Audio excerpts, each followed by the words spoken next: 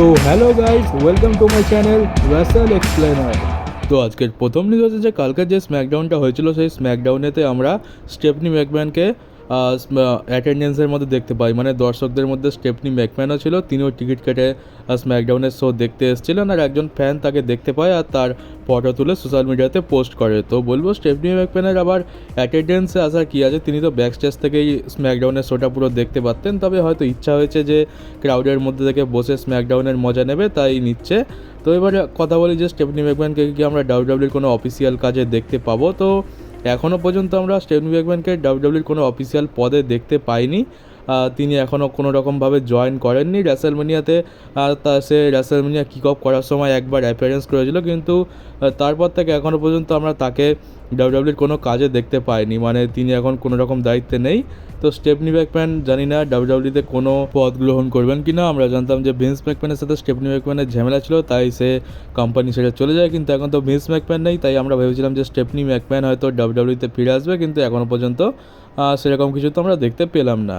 আর তোমরা সকলে কেলা ব্যাকস্ট্যামকে তো চিনবেই, তিনি ডাব্লিউডাব্লিউতে ব্যাক স্টেজেতে ইন্টারভিউ নেয়। তো এই এখন রিকোসে আর ডাইজ্যাকের পরে কেলা ব্যাকস্ট্যামও ডাব্লিউডাব্লিউ ছেড়ে চলে গেছে, আর আমরা তাকে ফাইনাল বারের জন্য কালকে স্ম্যাকডাউনে দেখতে পেয়েছিলাম ইন্টারভিউ নেওয়ার সময়, আর এখন থেকে আমরা তাকে আর দেখতে পাবো না। ডাব্লিউডাব্লিউ তাকে কন্ট্রাক্ট অফার করেছিল, কিন্তু সে কন্ট্রাক্ট রিনিউ করেনি। তো জানি না আর কতজন এইভাবে ডাব্লিউডাব্লিউ কোম্পানি ছেড়ে চলে যাবে। আর এর পরের নিউজ হচ্ছে যে ট্রিপল এইচ এটা কনফার্ম করেছে যে ডাব্লিউডাব্লিউ যখন পরের বছর থেকে নেটফ্লিক্সের ওপরে যাবে, মানে মানডে নাইট র যখন নেটফ্লিক্সের ওপরে যাবে, তো সেটা পুরোপুরি আনসেন্সার্ড হবে। আনসেন্সার্ড মানে হচ্ছে যে আমরা যেমনটা দেখেছিলাম, একটা উদাহরণ দিয়ে দিই, রক আর কোরিডোর্সের যে প্রোমো সেগমেন্টগুলো হয়েছিল সেখানে রক বহুত গালাগালি দিয়েছিল, সেগুলোকে কী হয় যে টিভিতে মিউট করে দেওয়া হয়। আমরা দেখি যে বিপ কোনো একটা সাউন্ড দিয়ে দেয়, বিপ করে দেওয়া হয়, বা সেখানে পুরো সাউন্ডই মুছে দেওয়া হয়। তো এগুলোকে বলা হয় সেন্সর। তো ডাব্লিউডাব্লিউ কী করবে, যখন থেকে নেটফ্লিক্সের ওপরে যাবে তখন থেকে এই সেন্সর করবে না, কারণ যে যা পারে করতে পারে, গালাগালি দাও, মারামারি করো, যা খুশি করো,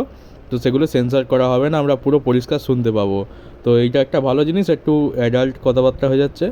নেটফ্লিক্সও জানো অ্যাডাল্ট লোকেদের জন্যই, তো সেখানে আমরা সব কিছু দেখতে পাবো। এবার যদি কারোর জামাও খুলে যায় তো সেটাও আমরা নেটফ্লিক্সে পুরো পরিষ্কার দেখতে পাবো। তো যাকে খুবই ভালো, দেখা যাক পরের বছর যখন নেটফ্লিক্সে যায় তখন সেরকম কিছু আমরা দেখতে পাই কি না। আর এর পরের নিউজ হচ্ছে আমাদের শিনস্কে নাকামুরাকে ইউএফসি শোতে দেখা গেছে। তো না, শিনস্কে নাকামুরা সেখানে কোনো ম্যাচ লড়তে যায়নি। শিনস্কে নাকামুরা তার বন্ধু রাই টুসুরুয়া, জানি না আমি নামটা ঠিক করে নিচ্ছি কিনা, নামটা খুবই গোলমেলের নাম, আমি ঠিক করে উচ্চারণ করছি কিনা জানি না, তবে যত সম্ভব তার নাম রাই টুসুরুয়াই হবে। তো তার কর্নারে শিনস্কে নাকামুরা গেছে, আর এইটা দেখতে পাচ্ছি তার ফটো।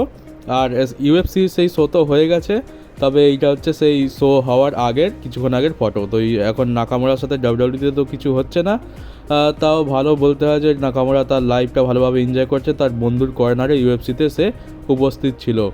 আর নাকামুরাকে তো টিভিতেও দেখা যাচ্ছে না, জানি না নাকামুরার সাথে ডাব্লিউডাব্লিউ কখনো ভালো কিছু করবে কি না। দেখতে খারাপ লাগে যে নাকামুরা ট্রিপল এইচের এত ফেভারিট, কিন্তু ট্রিপল এইচই নাকামুরার এত বাজেভাবে ব্যান্ড বাজিয়েছে। আর জিলা ভাটু তার ব্লাড লাইনে আসা নিয়ে আবার টিজ করেছে, দেখতে পাচ্ছি যেখানে জিলা ভাটু তার কয়েকটা জিমে ট্রেনিং করার সময় ফটো পোস্ট করেছে, আর ওপরে ব্লাড লাইনের ইমোজি দিয়ে রেখেছে। আমরা জানি যে এই ইমোজিটা ব্লাড লাইনের জন্য ইউজ করা হয়।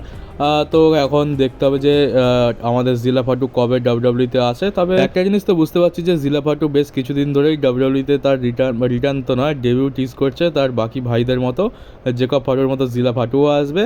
আর এই জিলা ফাটু হচ্ছে উমাগা যে ছিল সেই উমাগার ছেলে, তো তার তো আসার চান্স অনেক বেশি রয়েছে। আর ডাব্লিউডাব্লিউ জিলা ফাটুকে সাইন করানোর জন্য ইন্টারেস্টেড আছে। আর ডাব্লিউডাব্লিউ যখন ইন্টারেস্টেড আছে, আর ব্লাড লাইনের স্টোরি যখন এত গরম হয়েই আছে, একটার পর একটা মেম্বার ব্লাড লাইনে অ্যাড হচ্ছে, এখনও পর্যন্ত 3 মাস হলো না, 3 মাসে 3 জন ব্লাড লাইনের মেম্বার অ্যাড হয়ে গেল। তো জিলা ফাটো খুব তাড়াতাড়ি আমার মনে হয় ডাব্লিউডাব্লিউতে জয়েন করবে। আর তোমরা জাস্ট একবার এই ফটোটা দেখো, এই ফটোটা তো সেই সময় যখন স্ম্যাকডাউনেতে কোডি রোডসের টিম ব্লাড লাইনের ওপর অ্যাটাক করেছিল, আর কোডি রোডস প্রোমো কাট করে। আর কোডি রোডস যখনই নিজেকে ডাব্লিউডাব্লিউ আনডিসপিউটেড চ্যাম্পিয়ন হিসাবে তুলে ধরলো, তখনই র্যান্ডি অর্টনের লুকটা একবার দেখো। তো এইটা নিয়ে প্রায় বলতে গেলে 3 নম্বর টিজ হচ্ছে যে র্যান্ডি অর্টন এইরকমভাবে কোডি রোডসের ওপর তাকিয়ে রয়েছে, এরকম ছোটোখাটো টিজ আমরা দেখতে পাই। আর কোডি রোডস যখনই নিজেকে চ্যাম্পিয়ন বলে ঘোষণা করছে, তখনই কিন্তু র্যান্ডি অর্টনের মুখের হাবভাব পাল্টে যায়। তো আমার কেন জানি না মনে হচ্ছে যে মানি ইন দ্য ব্যাঙ্কে ট্যাগ টিম ম্যাচটা শেষ হওয়ার পর কোডি রোডসের ওপর আর কেউ পড়তে চলেছে, কারণ never trust on a wiper. তো এবার কথা বলা যাক পল হেমানের উপর যে অ্যাটাকটা হলো তার উপরে। পল হেমানের বয়স এখন 58 বছর বয়স, আর দেখতে গেলে প্রায় 60 বছর হতে চললো। আর এই বয়সে এত বড় একটা অ্যাটাক আমার তো মনে হয় না এর আগে কখনো পল হেমানের উপর এত জোরদার অ্যাটাক করা হয়েছে। আর তার উপরে দেখতে গেলে বয়স হয়েছে, আর পল হেমান কিন্তু কোনো প্রফেশনাল রেসলার নয়, তাই পল হেমানের উপরে এই অ্যাটাকটার ইম্প্যাক্ট কিন্তু বেশি পড়বে।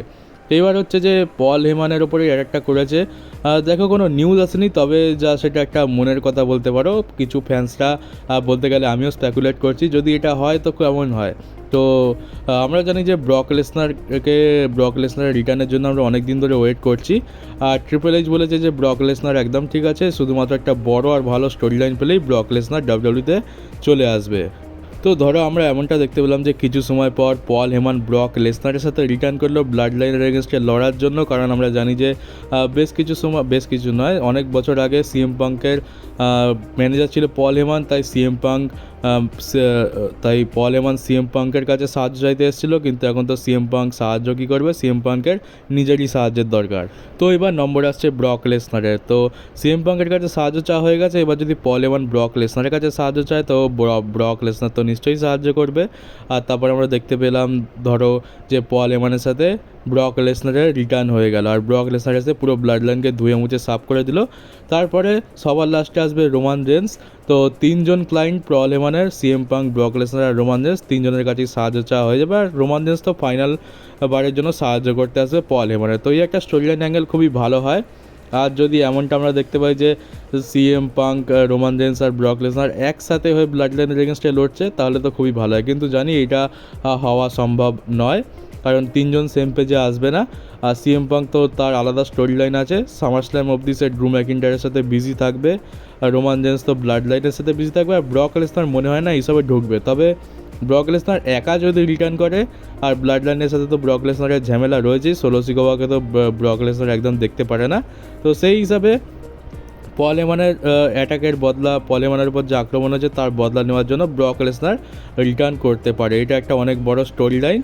তো ব্রক লেসনার তো একটা বড় স্টোরি লাইনই খুঁজছিল, তো এইটা একটা পারফেক্ট জায়গা হবে। কোনো রকম নিউজ আসেনি, তবে এটা শুধু আমাদের মনের কথা, কারণ আমরা তো ফ্যান্স, আমরা আশা করে বসে থাকতেই পারি। এবার হবে কি না সেটা তো ডাব্লিউডাব্লিউ ডিভিশন, যদি হয় তো খুবই ভালো হয়। আর আমি তো বলবো যদি 2021 সালে ব্রক লেসনারকে যেমন বুকিং করা হতো, বা আমরা যে বিস্ট ব্রক লেসনারকে চিনি, যে 2012, 13, 14, 15 সালে আমরা যাকে দেখতে পেয়েছিলাম, সে যদি ফিরে আসে তাহলে ভাই আর কিচ্ছু করার নেই, সোলো সিকোভার ব্লাড লাইন পুরোপুরি ধ্বংস হয়ে যাবে, একাই দেখে নেবে সবাইকে।